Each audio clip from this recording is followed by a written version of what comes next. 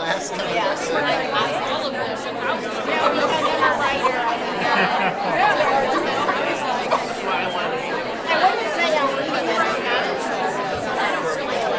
I don't know yet. Taking it on every vacation and not write it on any of them. I can write it the other night. I think about it. And I'm like, there you go. Maybe on both sides.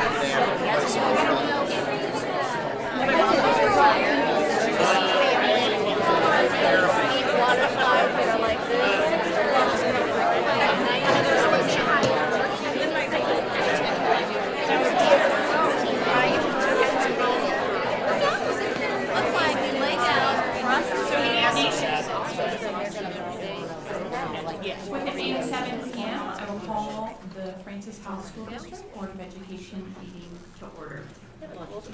Tonight, our Pledge of Allegiance is going to be led by representatives from our high schools that were named in the U.S. News as the best high schools.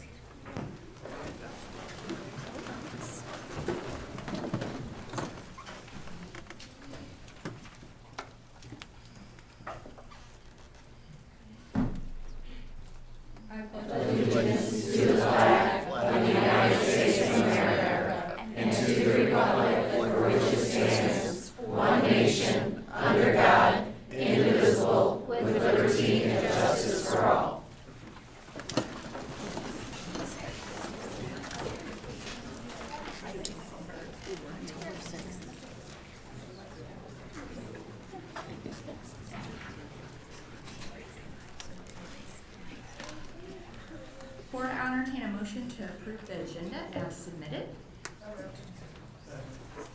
Motion made by Mrs. Walker, seconded by Mr. Lane. By roll call. Ms. Walker? Aye. Aye. Aye. Aye. Aye. Motion carries 7-0. Next on our agenda is recognitions. Mr. Dykeman. Thank you, Mrs. Coe. This year, more than 2 million high school students from across the country took the ACT test. Only about 2,700 of them earned a composite score of 36. That means only 0.1% of all students who took the ACT earned a perfect score. This year, 2 more Francis Howell School District students, Michael Yu of Francis Howell Central and Riley Lawson of Francis Howell North, joined this elite group.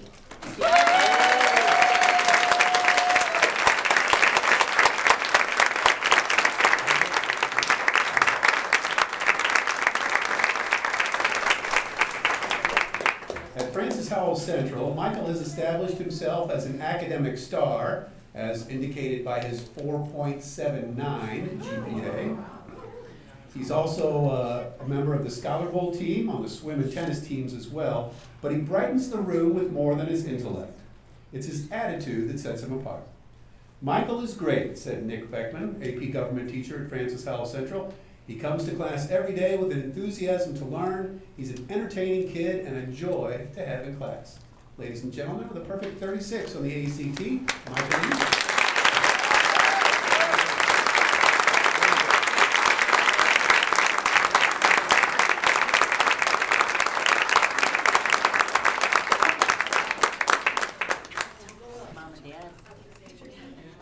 Yeah, Mom and Dad, you should be up there with them. You should be up there with them. Do you want to take somebody else?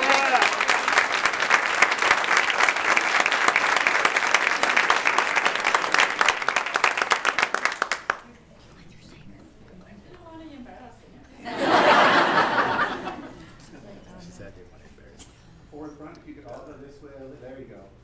Keep going, keep going.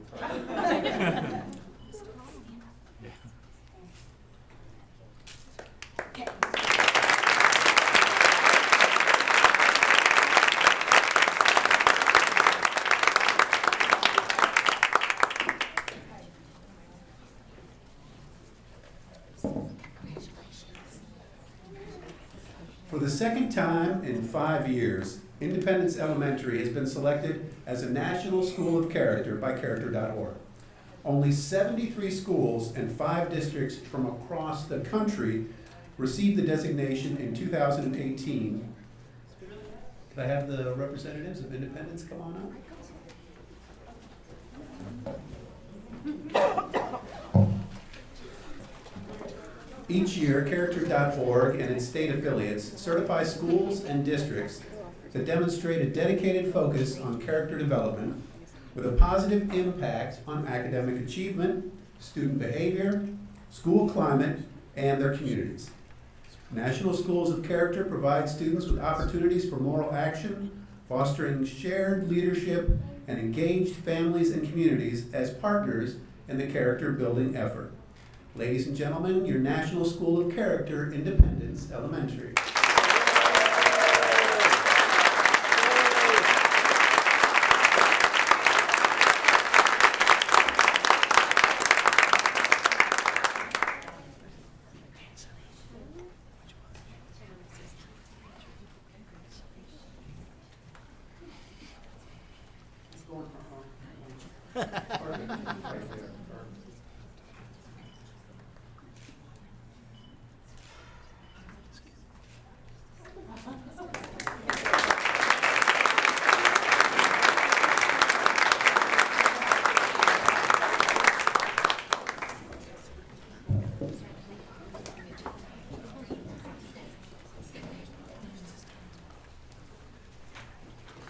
The 2018 U.S. News and World Report Best High School rankings have been released, and all three traditional high schools in the Francis Howell School District were named to the prestigious list of the best high schools in Missouri.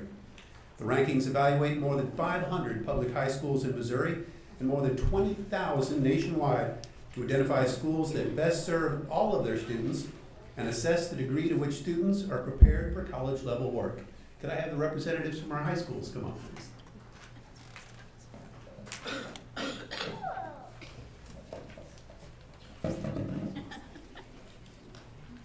Francis Howell North, and Francis Howell Central were all on the top 25 list in Missouri and were also ranked in the top 2,500 high schools in the nation. Our high schools have been honored to receive this award over multiple years, which also indicates how our efforts have encouraged a culture of excellence and continued growth focused on maximizing opportunities for student growth. Thank you to all of our high school employees.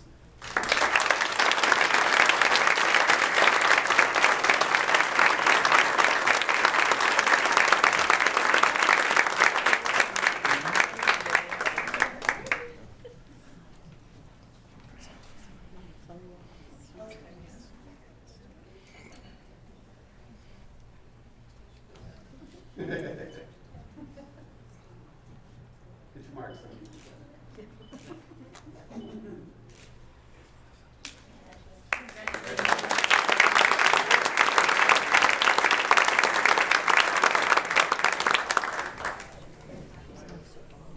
Thank you, Mrs. Cope.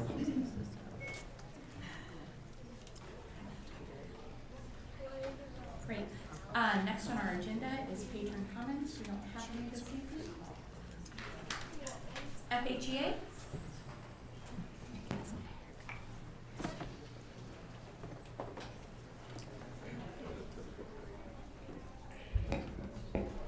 Good evening, President Cope, Board of Education, Superintendent Hendricks Harris.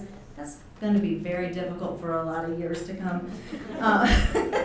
Members of the Cabinet. As President of FHEA, we are here again to ask the Board to return to the table to negotiate. We believe the funds are there and that it is evident in tonight's financial statement.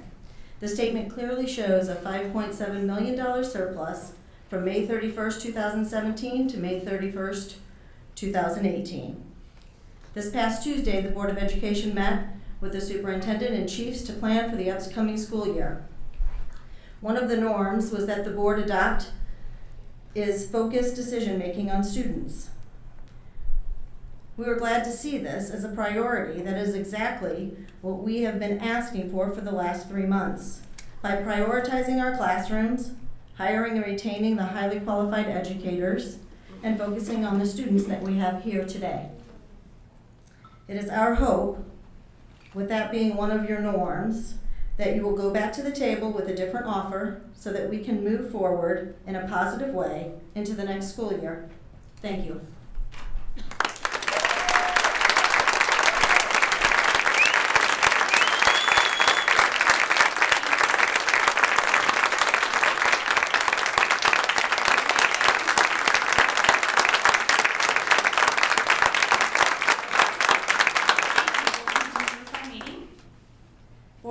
entertain a motion to approve the consent agenda as submitted. Motion made by Mrs. Walker, second by Mrs. Lang. By roll call? Mrs. Lang? Aye. Aye. Motion carries 7-0. Next on our agenda is the MSBA June board report.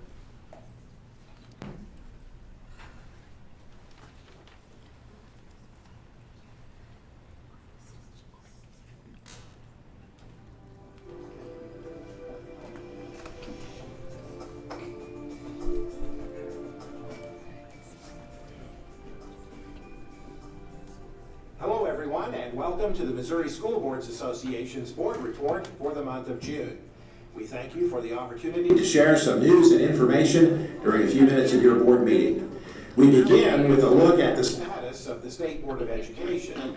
New Missouri Governor Mike Parson now has the opportunity to fill 6 of the 8 seats on the state board. 5 of those seats are open since the Missouri Senate did not confirm the individuals nominated by former Governor Greitens. The term for the 6th seat expires at the end of this month. The state board has not been able to function for the past 6 months due to a lack of a quorum. Interim Commissioner Dr. Roger Dorson told an audience at MSBA's recent leadership summit the unprecedented situation has put some issues on hold, including the approval of the latest version of the Missouri School Improvement Program that determines the accreditation status of Missouri's public school districts. Dorson said even when the state board has a quorum, the administrative rules process means it's likely to be several months before the new MSIP program is formally adopted. One of the things that, besides when we get a board together to be able to have a board meeting, it's not going to be as simple as, okay, we have a board now, we can go start the administrative rule process, which, by the way, most of you may understand that it takes about 9 months for administrative rule to go through the process. So it's not like something that, even if we have a board tomorrow, and had a board meeting tomorrow and approved the process, it'd still be like a 9-month process to get it going. State Board of Education member Dr. Vic Lenz also participated on the panel at the Leadership Summit, and he said it's critical that the State Board of Education remain independent of partisan politics. I've heard people talk about the local board. When I was on the local board, and the newspaper asked me, what party do you represent? I said, it doesn't matter what party, this is an apolitical job. I'm not going to even mention political party.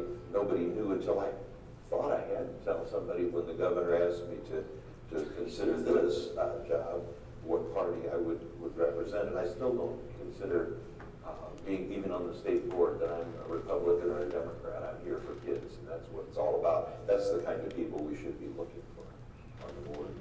But we don't want a stacked board that starts looking at things politically. That's going to ruin education. Lenz is a former president of MSBA and a former member of the Lindbergh Board of Education. The new president of the Missouri School Boards Association is Mike Pratt of the Gasconade County R1 Board of Education in Hermit. He assumed the role of president at the end of the Leadership Summit after serving as president-elect this past year. He says he's looking forward to his role on the MSBA leadership team. As I start as your president, part of the team, we will face many challenges in the upcoming year. We will meet those challenges with great strength. But you know what I really look forward to? I really look forward to all the successes that our students, our teachers, administrators, and our boards will have in the upcoming year. State officers elected at the June Delegate Assembly included President-elect Rhonda Gilstrap of the Blue Springs Board of Education and Vice President Linda Doherty of the Nixa Board of Education. MSBA presented individual board members with awards for achieving advanced, master's, and distinguished certification levels during the Leadership Summit. 20 school boards were recognized as outstanding boards of education for 2018, and 24 school boards achieved MSBA's Governance Team Award. One of the keynote speakers at this year's Leadership Summit was Virginia Jacobs, the Chief Equity and Member Services Officer for the National School Boards Association. Jacobs told school board members attending the Leadership Summit It's important for them to hold themselves accountable for the success of all students, even in a challenging educational environment.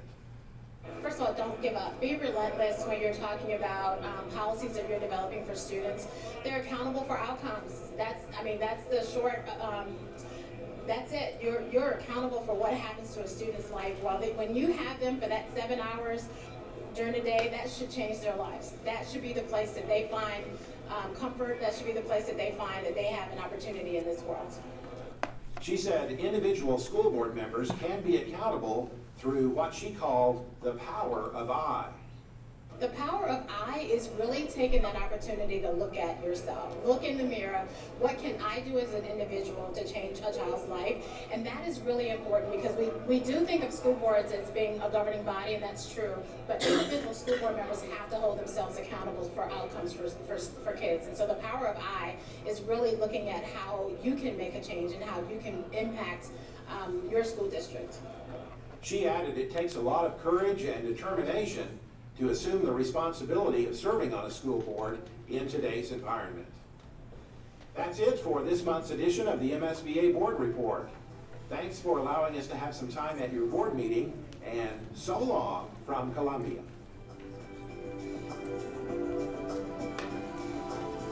As a follow-on to the report, I'd just like to mention that our own Chad Lang received his advanced certification. He wasn't able to attend the leadership summit because he was present at graduation with us.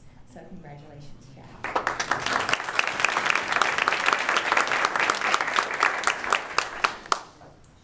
So next on our agenda is the curriculum review. We have a first reading of several different course opportunities there. Everyone has an opportunity to take a look at that and provide feedback.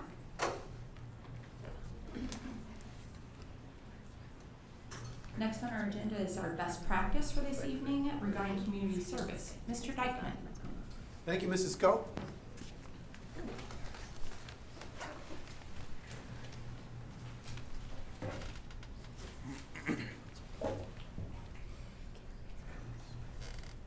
The Francis Howell School District community supports our schools, and the students and staff in our buildings give back to our community in more ways than you might think. While some form of community service has always happened at our schools, we never really quantified what that looked like district-wide until this past year. To get a better idea of the scope of all of the community service efforts, we asked our schools to track them throughout the 2017-18 school year. We know that community service is happening at every level in the district, and that it also takes many different forms. Donating dollars, hours of community service, collecting items from food to toys to toiletries. Whatever the need might be, we know that our students and our staff are working to help. So tonight we've asked some of our friends in the buildings to talk specifically about their school efforts and share the totals from their levels. So first up, from Henderson Elementary is Dr. Jeanette Barker. Thank you. Good evening, board. Good evening, superintendent. It's an honor to represent Henderson, and I also represent all of the elementaries in Francis Howell. So we've listed several of the things that we've done this year and over time at Henderson. Probably the two biggest highlights are the honor flight. Our librarian, Mindy Moats, who was at Henderson for 16 or 17 years. She's retiring on July 1st. She is the one who started fundraising efforts for the World War II vets to go to Washington, D.C. through Honor Flight. And then that spread, readathons and things like that spread throughout all the elementary schools, and I believe there are middle schools and high schools who also participate.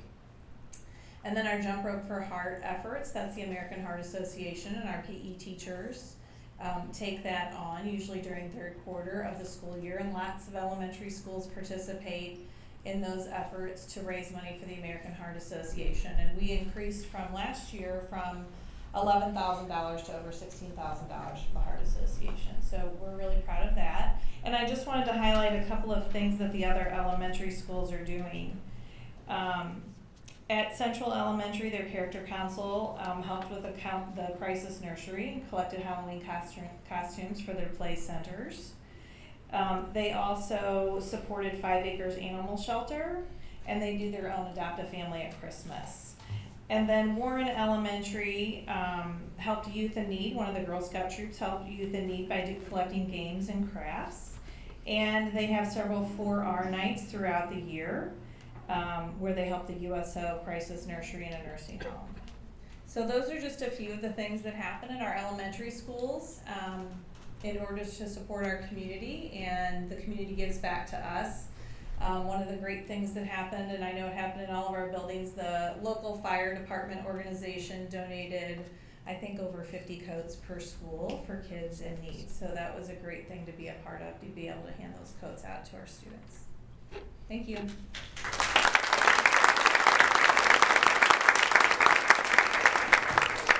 Good evening, Board of Education, the Executive Cabinet, Dr. Mary Hendricks Harris. I'm going to talk a little bit about Sager Middle School, as well as the other middle schools in our district. So Sager Middle School has many clubs that believe giving back is part of our Spartan way.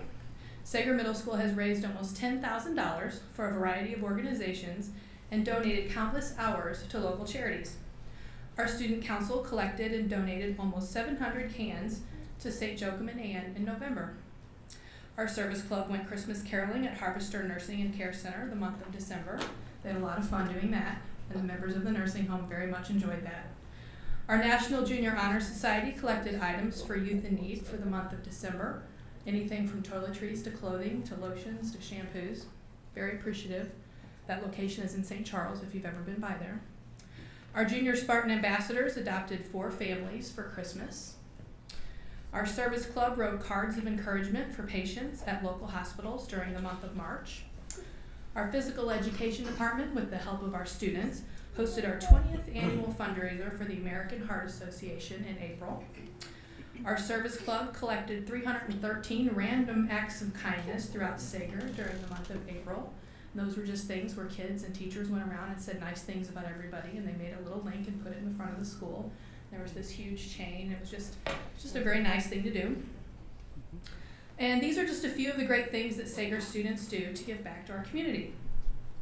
And as far as our other middle schools do a lot of things as well. So all of our middle schools in the Francis House School District do a variety of fundraisers to give back to our community. We serve many organizations. For example, Francis Howe Middle raised over $5,000 for the Honor Flight for veterans. Bryan Middle School raised over $5,000 for numerous families in need at Christmas. Hollenbeck Middle School raised almost $2,000 for the American Heart Association.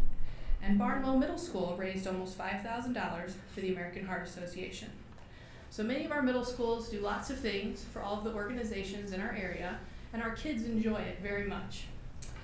All of our middle schools served over 69 different organizations, and we logged over 694 community service hours, and we collected over 30,000 items from canned food to clothing to lotions to potions to shampoos, and we raised or donated a total of $53,326. So we're very proud of all of our kids at all of our middle schools and all of our staff members that also help to contribute to that at all of our middle schools. Thank you.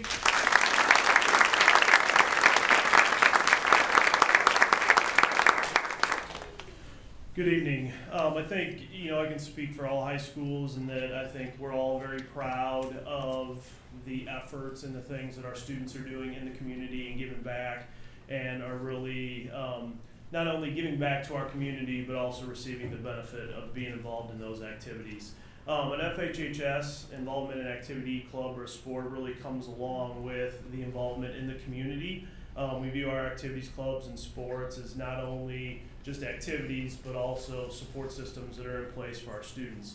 And one of the things we looked at 4 years ago was we realized the benefits that our students are getting from being involved in those programs, but how can our students get involved and help others and help support others. So basically what we came up with 4 years ago was really putting an emphasis on our community and getting involved out and active in our community. And through these involvement efforts, we really have worked to be positive representatives of our school, of our district, and of our community. It's really become over the course of the past 4 years really a part of our culture, and I think it's really a sense of pride within our building, what we do in our community, and how we get involved. I really think that many of these efforts have actually become community events. We have our first responders night that actually benefits the backstoppers that yearly over 4,000 people attend. We have our Purple Out softball game that benefits the Leukemia and Lymphoma Society as well as Student Scholarship. A year and a half ago, we actually had a student-led organization that actually started up the Make-A-Wish Club. In the past year and a half, this is 100% student-led, student-developed activities. They've actually granted 3 wishes and raised over $15,000 for the Make-A-Wish Foundation. And we've really made these community events to where our community is also getting involved and also benefiting from it. It's great to see how our students are taking active leadership in these. Today I had a group of our girls tennis players come to me and they want to get involved with the wheelchair tennis program at Dwight Davis Tennis Center. So our students have really taken the lead and are doing a lot of these activities themselves. They're not really staff or coach or sponsor led. These are activities that our students are passionate about and getting involved in. So we're very excited about that. This year at Howell, we did over 10,000 hours, raised over $37,000 in our community. Very proud of that. 45 different organizations in our community benefited. Over the course of the past 4 years, the impact has been great. We've done over 27,000 hours and over $130,000 raised. So definitely a sense of pride in our building. I know it's a sense of pride in all high school buildings in our district, the outreach and the things that we're doing in our community and trying to not only represent our schools positively, but also our district and our community.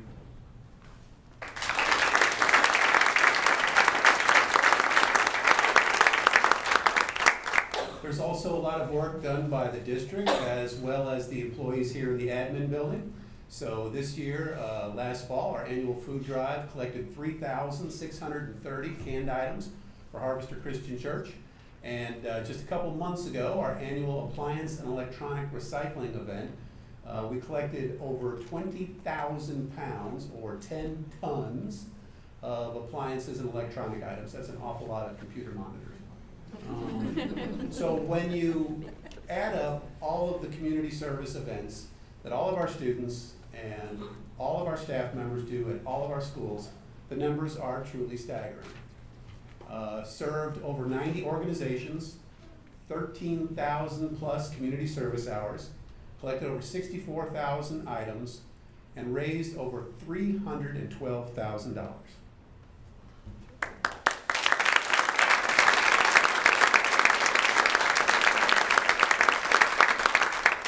Community service projects help students empathize with others and get an idea of the world beyond their front door. So Winston Churchill famously said, "We make a living by what we get, but we make a life by what we give." And through our community service efforts, the students and staff members of Francis Howell School District are not only making other lives better, but in the process enriching their own lives as well.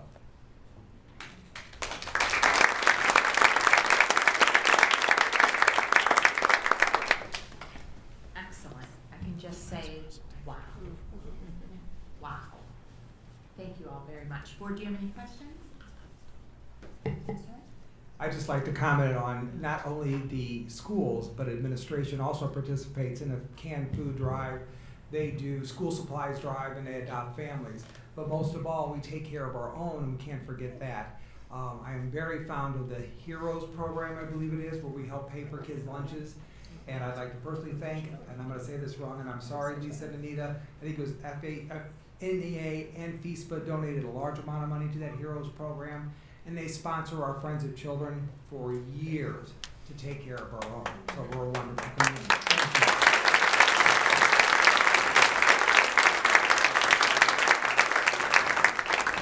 you. Board, any other questions or comments? Great, excellent. Thank you very much. So board, next on our agenda, I'll entertain a motion to approve the purchases over $7,500 as presented. Motion made by Mrs. Walker, seconded by Mr. Hain. Board, any questions? By roll call? Mr. Lane? Aye. Aye. Aye. Aye. Aye. Aye. Motion carries 7-0. Board, I'll entertain a motion to approve the 2018-2019 preliminary budget as presented.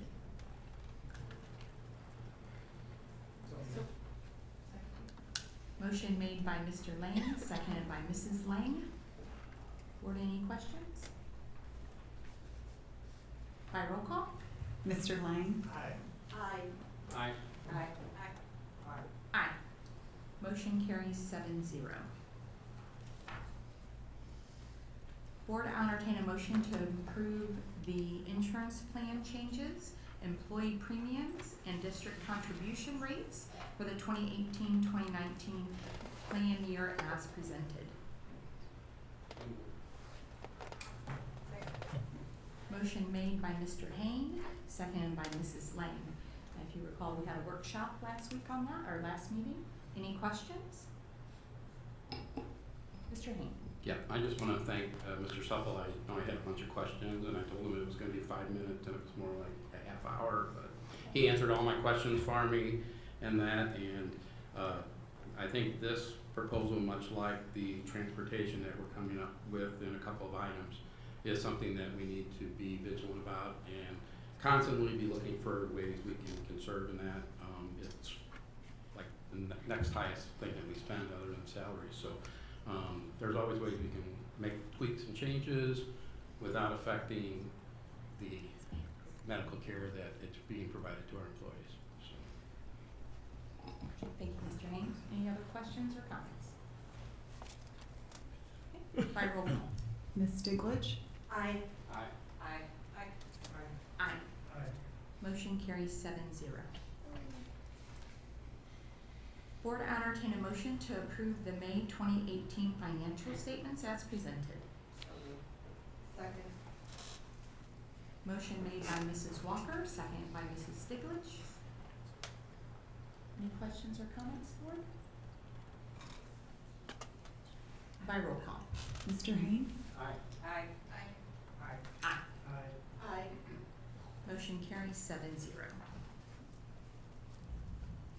Board, next on our agenda is the transportation feasibility study. Mr. Supple. Thank you, Mrs. Cope.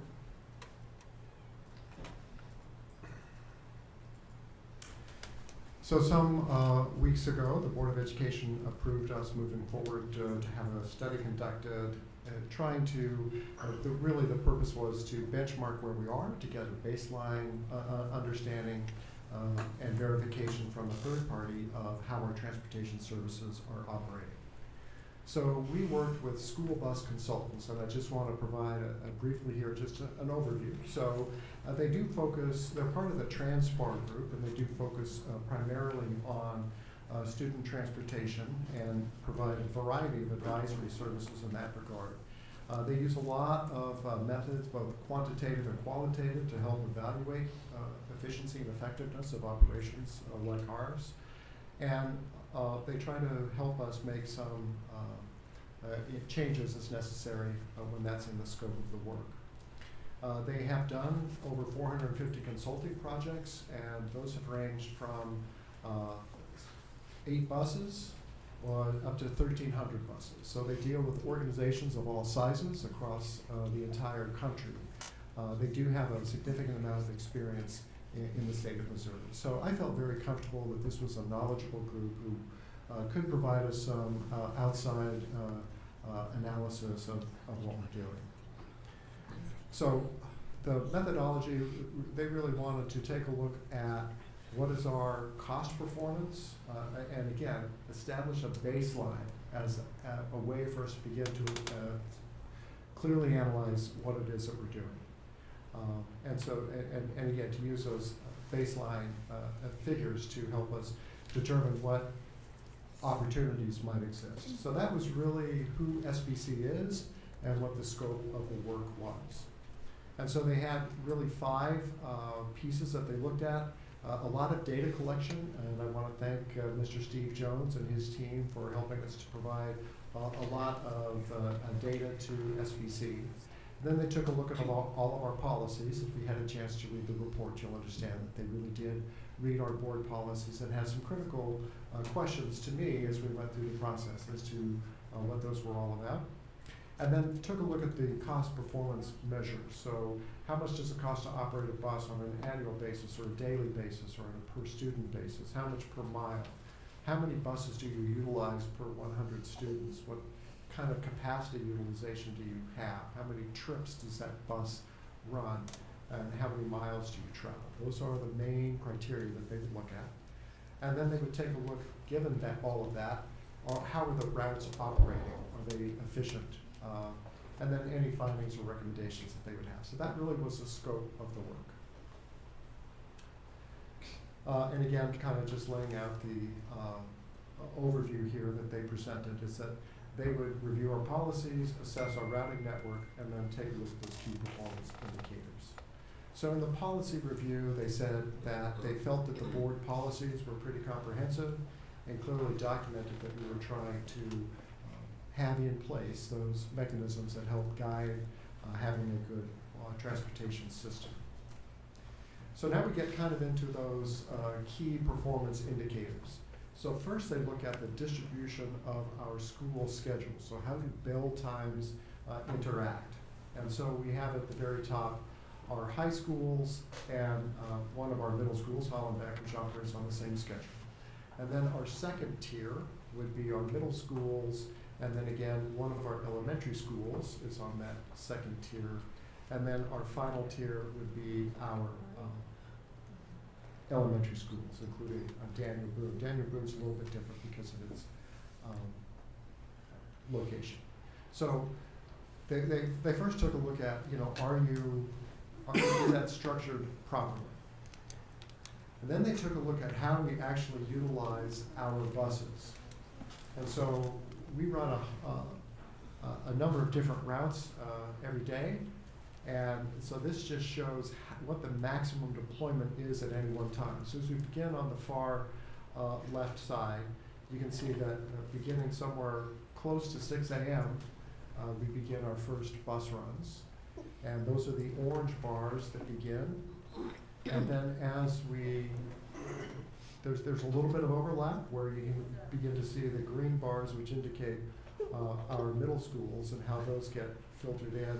And then the blue bars are our elementary schools and how those get filtered in. So at any one time during the tier, whether it's the high school, the middle school, the elementary school, you reach a peak utilization. So you can see that in the middle school tier, with some of the elementary routes coming in, we're deploying 136 buses at the peak time when buses are out and running. And then you can see what the differences are for the other levels as well. And then similarly in the afternoon, it begins a little bit differently, so that the curve, if you will, works in the opposite direction. We have the majority of the buses deployed very early in that cycle as opposed to being in the middle of the cycle. And then the utilization tapers off as those buses complete their routes. But again, there's an appropriate overlay or overlapping of the utilization between those tiers. So we did take a look, and these are just the indicators that they found. So we have 159 routes. The maximum that we have deployed at one time is 142 buses. There are a total of 810 daily runs split between our general ed and our special ed. And those buses on average do 5 runs a day. So in a perfect situation, a single bus would do 6 runs a day. A morning and an afternoon run for each of the 3 tiers. And as I explained, and as we had our conversation in analyzing this report, the unique geography of Francis Howell is somewhat limiting in terms of being able to use all of our buses to run 6 routes a day. So the Daniel Boone routes, the Francis Howell middle routes, some of the Francis Howell high school routes, given the distance that they have to travel to the far reaches of our district, it simply is impossible for those buses to run 3 tiers. The initial route is simply too long. And so we can get 2 tiers out of them. So in a sense, while we're not at 6, being at 5 is actually great because there's a number of routes where it's just not possible for us to get any more utilization. Our average run time is about 30 minutes, and that plays an important factor in a point that I'll make later. And that is, we have our school start times staggered in order to facilitate that three-tier structure. And there's a certain amount of dwell time between those start times, and that 30-minute route helps to fit right into the sweet spot so that we can keep our current bell times, run our routes within the allocated time, make sure that we get kids to school on time or home when parents expect them to get home.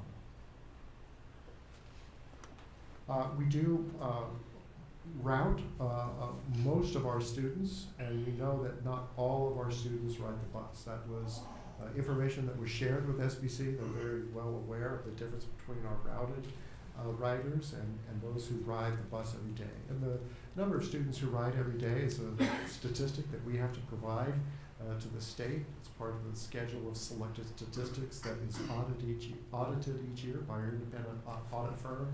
And so we have those numbers and providing those numbers on a historical basis. So I'll talk a little bit about the metric as we move forward. And so one of the other indicators here is that we have 1.02 buses for every 100 students.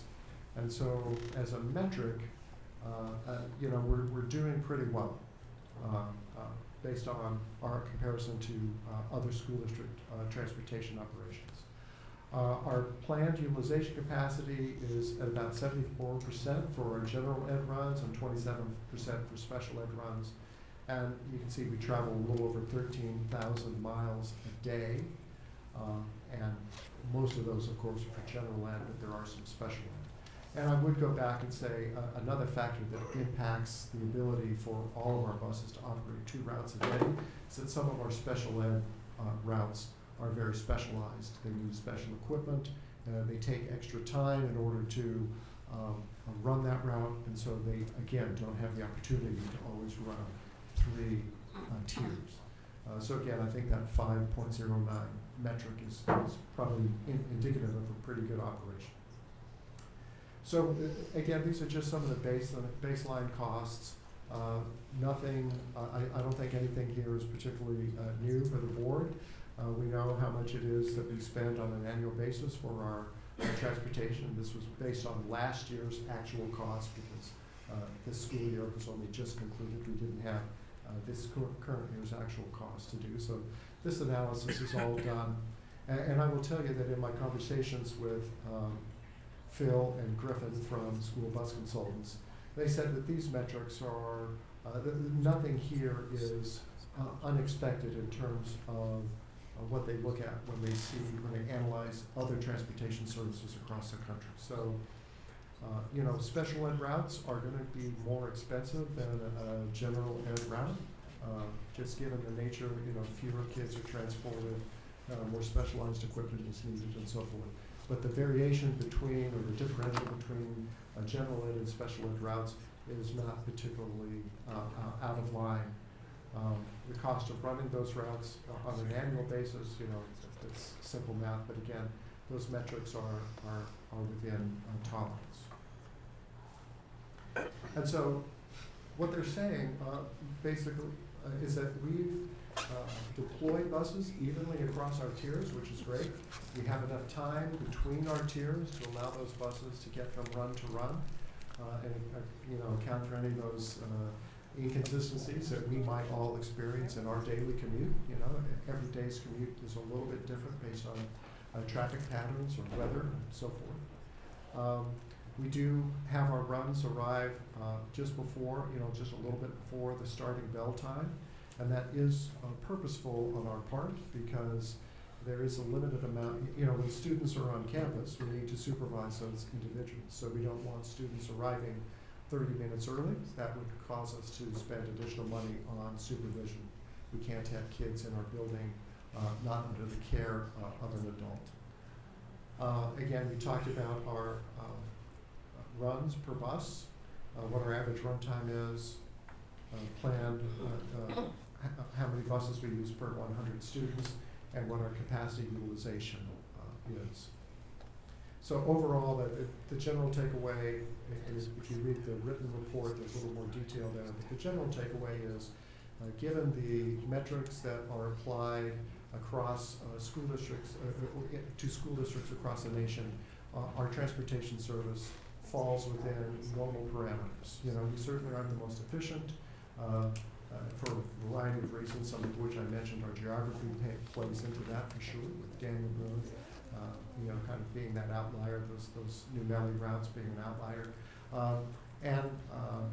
You know, we are a suburban operation, and so the cost of drivers and so forth is a little bit more here than you might find maybe in some rural operation where they're better able to contain those costs.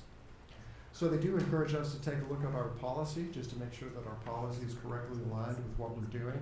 I did have some conversation with some of the things that they pointed out to me, and I did share that a lot of what they read in our policy is driven by what the state statute says we need to do, and then we try to make our policies consistent with state statute.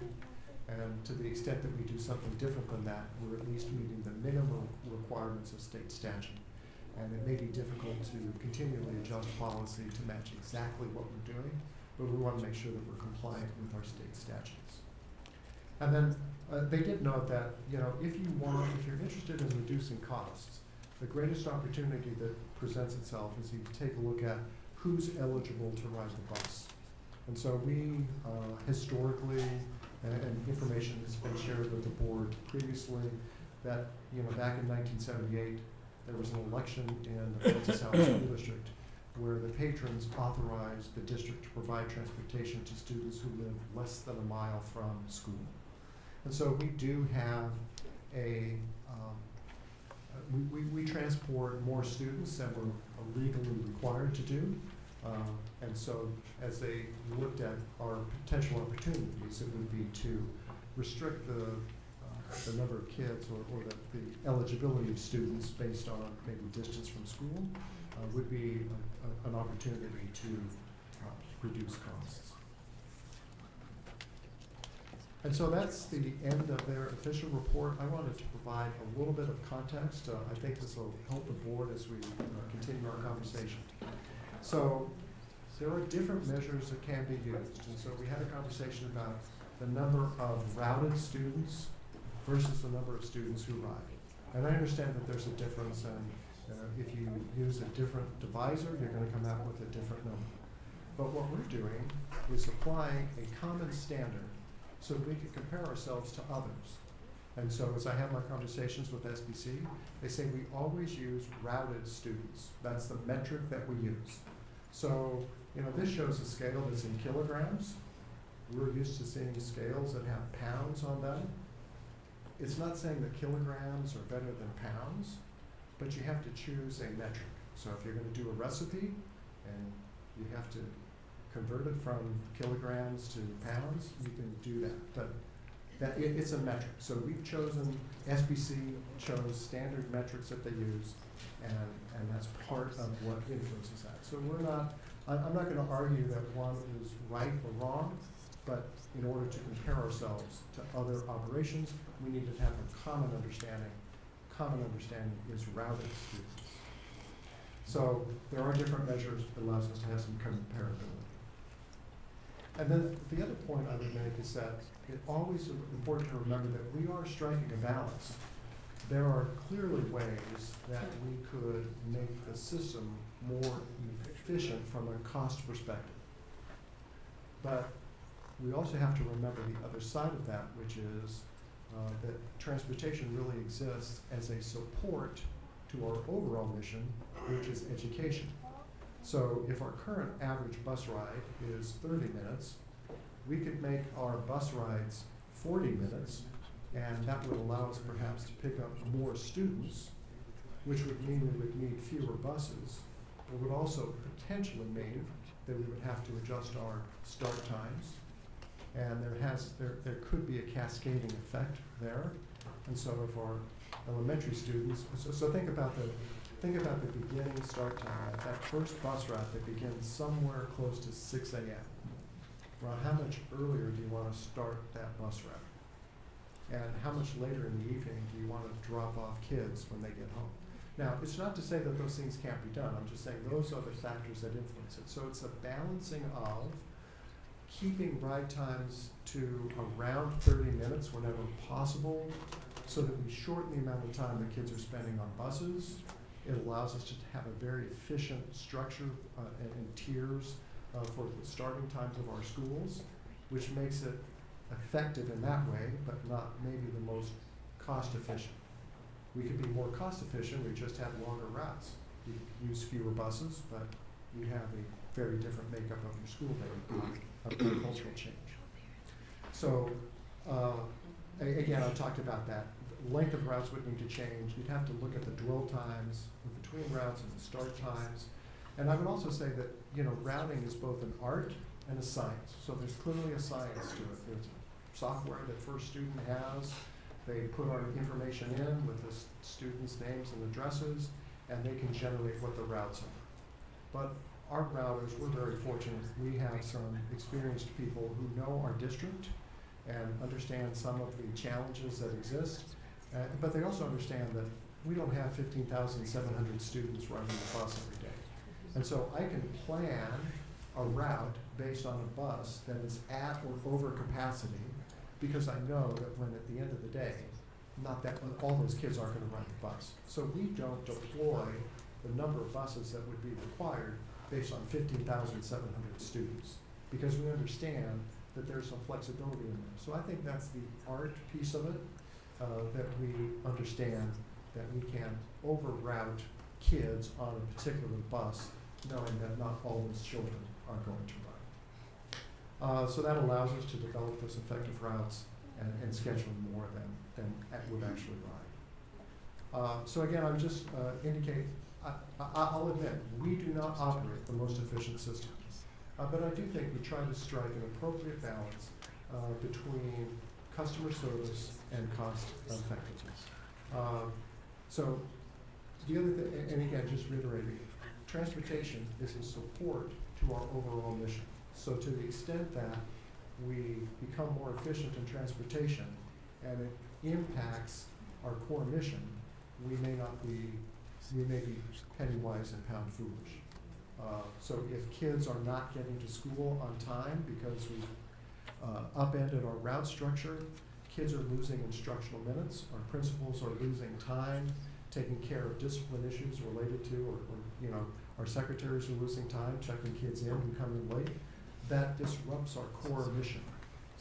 Not to say that we can't be more efficient, but we have to remember what the purpose of the transportation system is. We're not a transportation organization, we're an education organization. We just have to get kids to school.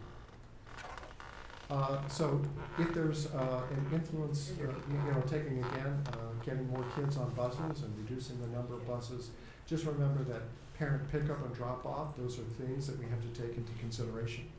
Just recently reviewed some climate survey results, and one of our principals wrote in the climate survey results that parking at the building is insufficient. Parents were complaining that there's not enough room to accommodate their needs. It's just something we have to consider. As we would potentially change our route structure, that might create a greater demand for before or after school care. I will, you have an opportunity when Mrs. Lane presents her report about our vacation station programs to see that we're operating at near capacity in most of our buildings. And so we have to provide supervision for those kids, and so it would be a challenge for us to come up with ways to accommodate what could be an increase in before or after school care. And then again, those loss of instructional opportunities as kids either determine that they can't ride the bus because they have to get up too early to do it, which means they might miss more school, or we have buses that are arriving at school late, creating disruptions during the school year. So what are our next steps? As we discussed when we initiated this process, the purpose of this report was to get some baseline data to help us, because we anticipated that we're going to go out for bid for transportation services. The 18-19 school year is the final year of our multi-year agreement with First Student, and so we want to plan for 1920 and beyond. So this provides us some baseline data to help us understand whether we needed to make significant structural changes in the RFP document before we issue that. So now we have some data that will guide us in that regard. So we will be issuing an RFP, and this will help us make sure that we're addressing our most important goals. And then we can consider other options. You know, SBC is very willing to help us take a look at options like insourcing, if there's interest in doing that. That's probably a little bit more involved than what this report was intended to do. But we'll also take a look at using that RFP process as a way for us to get companies to do some work for us for free in a way, so that we can provide our current parameters as option one and give them a second or third set of parameters where they would have to begin to do some creative thinking about our route structures to come up with ways to approach it differently and to give us some suggestions about how that might work. So rather than having to pay somebody to do that, as part of the RFP process, we design those parameters and they would have to begin that work. So we will very shortly begin working on that RFP process, and that will be something that we'll bring back to the board later this fall for decision, so that we can have plenty of time to implement whatever might happen. So if we're going to have a change in contractors, change in operation systems, there's a lot of lead time involved in doing that. So we'd like to have that decision sometime in the early fall so that we can begin to prepare for that. Okay. Thank you. I'll be happy to have some conversation. Thank you very much, Mr. Supple. I can tell you that I'm excited that we did have an external organization take a look and see that we are in line with where we stand with other districts and that we're in line. I found it very interesting that they considered safety as well, which I was excited to hear, so that there's enough time in between tiers to allow for our buses to get from and run to without having to rush. And I think it's a very key point of our service of our students. So I was excited to see that. Board, any questions? Mrs. Walker? So those 15,600 students that we are routing for and counting as bus riders, we've only got 11,000 riding? About 11,500. So where's the 15,600 number come from? Those are all of the students with the exception of a very limited number of kids who might walk to school. Do we have any idea what the maximum number is we've ever had ride the bus?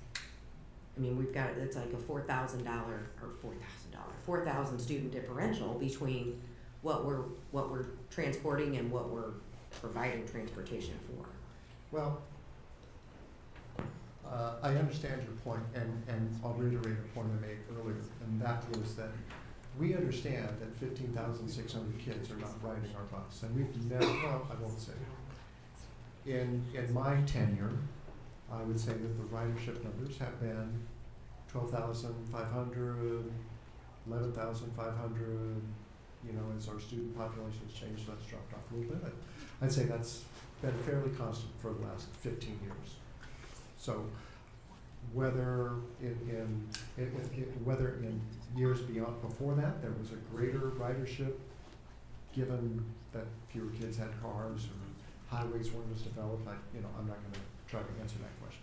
But I think the big takeaway is that the question is, as a result of routing students that way, are we deploying more buses than we need to? That's really the point.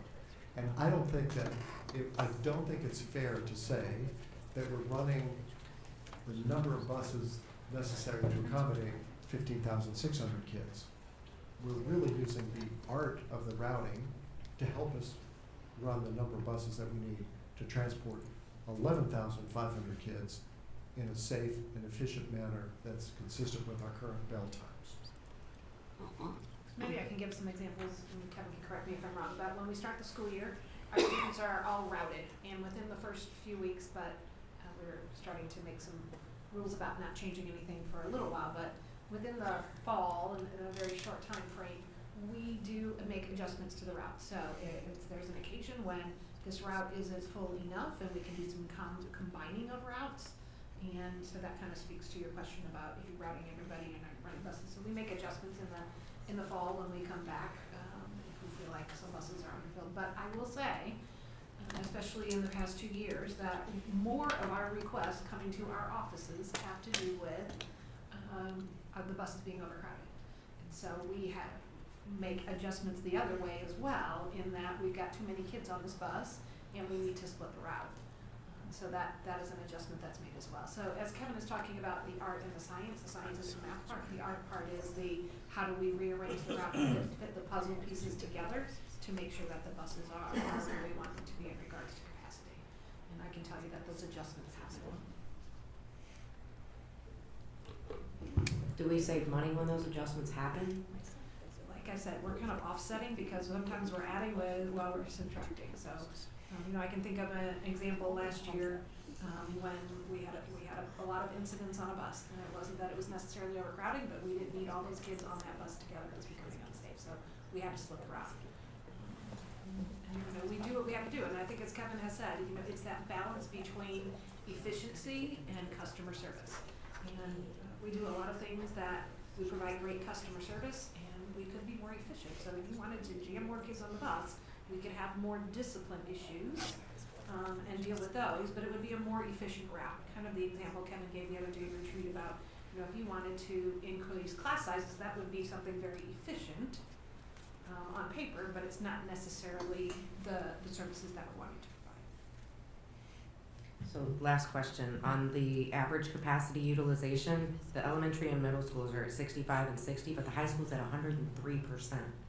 How are we over on the high school? I'll have to get an answer to you on that. I'm sorry. Any other questions, board?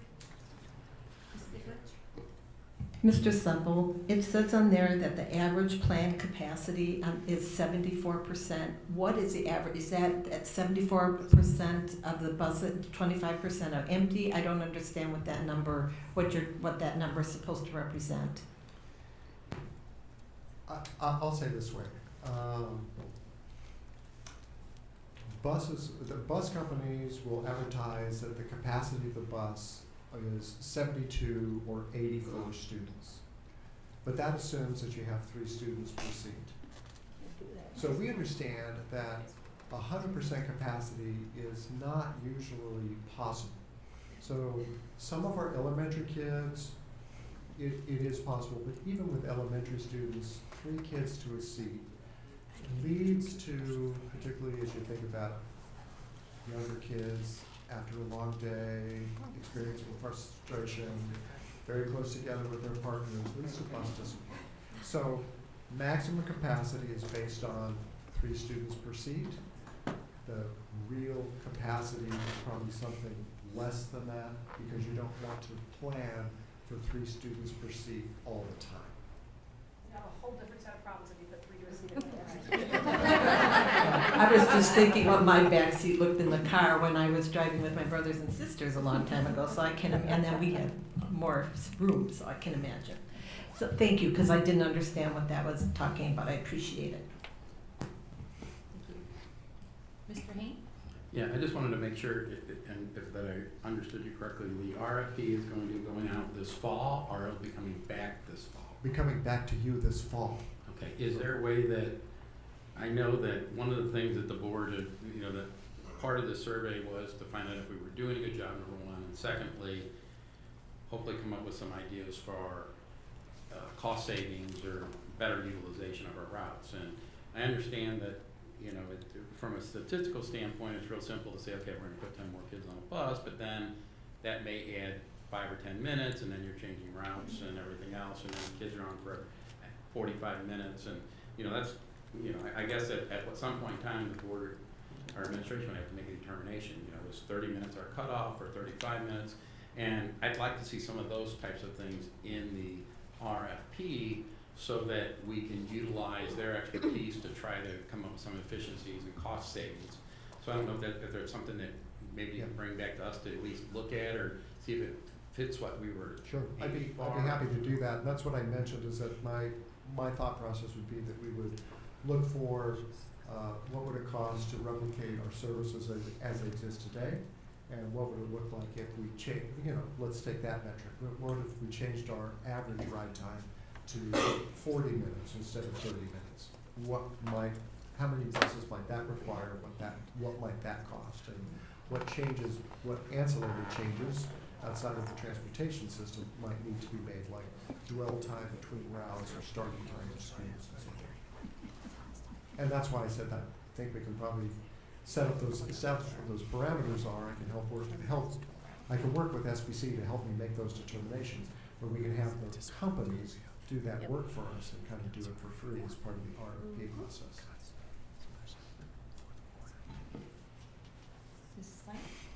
I just want to say thank you. Thank you for meeting with me earlier, and I did stick to my 10-minute time that I told you I was going to.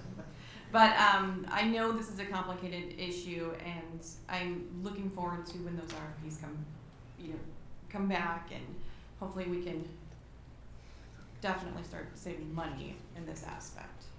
So just want to say that. Thank you. Thank you. Mrs. Walker.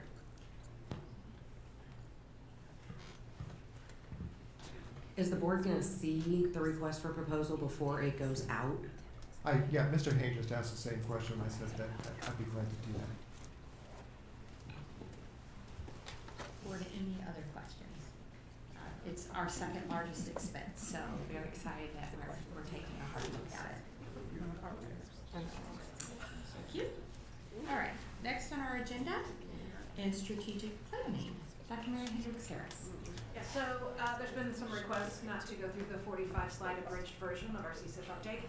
However, I do want to hit a few of the highlights, so I know that you will all read that on your own, but just a few things that I want to bring to the board's attention that were in the presentation. This year, we won't receive the state test results from DESE until November. If I was a betting woman, I would say January, and typically we have those pretty quick in the fall, so that's going to make it difficult for us to set a goal around state assessments. It's difficult for our buildings to set a goal around state assessments and to track that. We've made some adjustments internally in order to kind of reset and re-timeline some things. One of the things we think will be helpful is setting 2-year goals, especially at the building level. So that'll just be an adjustment. Whenever the state decides to provide us some data, we can just adjust some of those goals. So looking at more of 2-year school improvement plans. Another point in the PowerPoint, the update is that student attendance, and this is based on the 90-90 that we talked about before, for the second year has been decreased. So we are not headed in the right direction.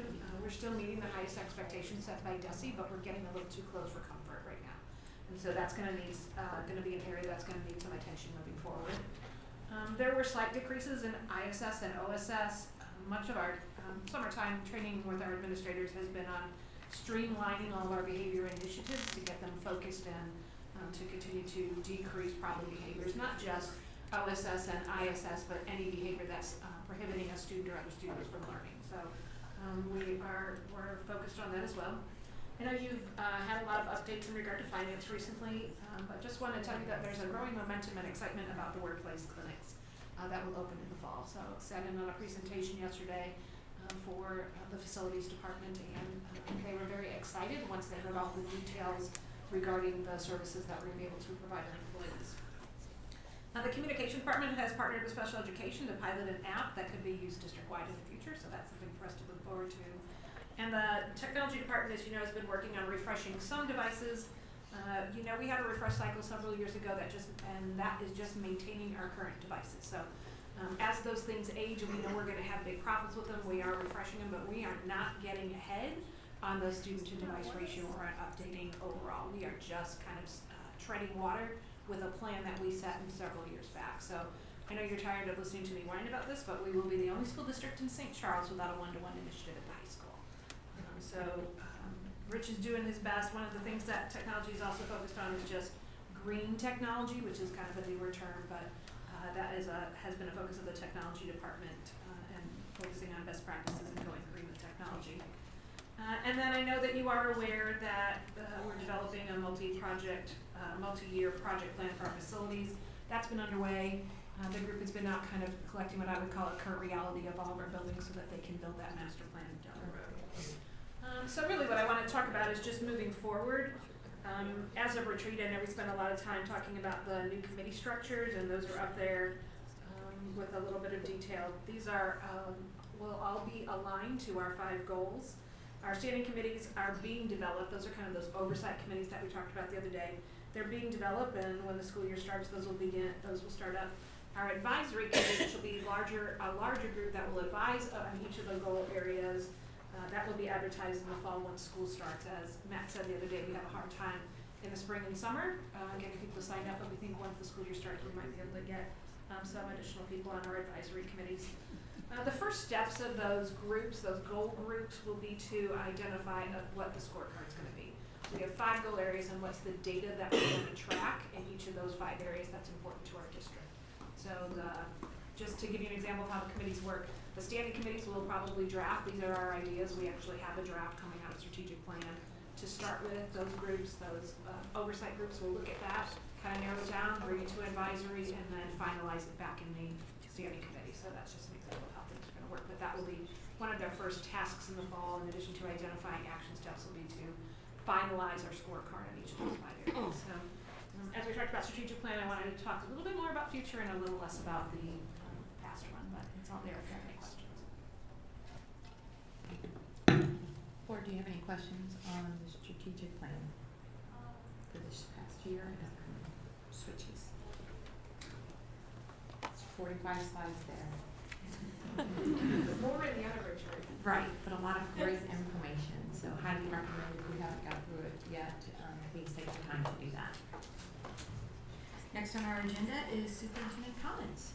Just a few things. I wanted to remind everyone that the Francis Hall School District Mobile Market continues over the summer months, and as you know, that's a partnership that we have with Sodexo and the St. Louis Area Food Bank. So families can come by, including June, July, and August, and receive meals over at our Burger Center. Francis Hall School District building custodians are using a new flat mop application. It's another very exciting innovation in the facilities department. It's having great results, and it has saved the district $5,000. So the district has over 2.7 million square feet of building space under roof, so that's a lot of prep work on those floors and a lot of things to be done before August 9th. Francis Hall High School alumni Brett Davis made his major league debut on Sunday, becoming the first Viking baseball player to make it to the major leagues. As a senior at Francis Hall High School, he was named to the St. Louis Post-Dispatch All-Metro Baseball Player of the Year, and he won the Gatorade Baseball Player of the Year for Missouri. In case you haven't noticed, the summer's been extremely hot, and our facilities department is working very hard to ensure students and staff are able to work and learn comfortably over the summer. Several of our HVAC systems are having a hard time keeping up, as you know from your homes, that can be a challenge. And so just want to thank people who have been working on the roofs and working diligently to make sure that our buildings have been cooled for our students who attend over 3,500 students that will attend over the summer. And then also just a shout out to the staff out there cutting the lawns. It's been an extremely grueling couple of weeks for our staff in the facilities department. And then just a couple other little tidbits. This is Nicole Wetzel's last board meeting with us, so as you know, you're going to continue to see her in her new role as director of the countywide CAPS program. If you've gotten to know Nicole, you know she's a caring person who has worked very hard in her time at Francis Hall, and we're very excited to see what she will do as the leader of CAPS. Tonight is also the last meeting of Dr. Greiner. He's been with the district for many years and leaves having done work that will continue to impact our students. Good luck to him as he helps lead the county school district. What's the chuckle?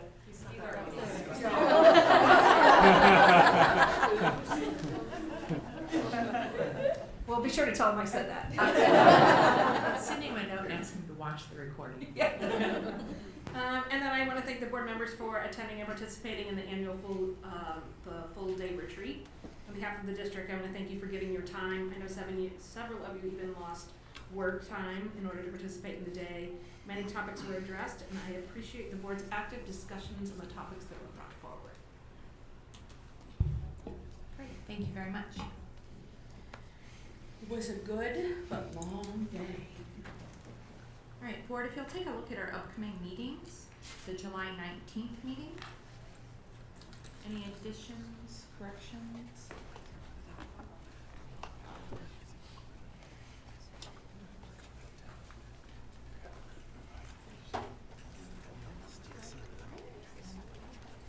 Moving to the August 16th. Oh, I did have a question on that. Dr. Hendricks Harris, will Nathan join us for the July meeting? Okay, great, thank you. August 16th. Any adjustments there? I don't believe that there'll be the MSIP 6 ESSA update for the August board meeting. Or the preliminary. Yeah. There might be some other preliminary achievement data, just not mapped for the August meeting. Thank you. Any other adjustments?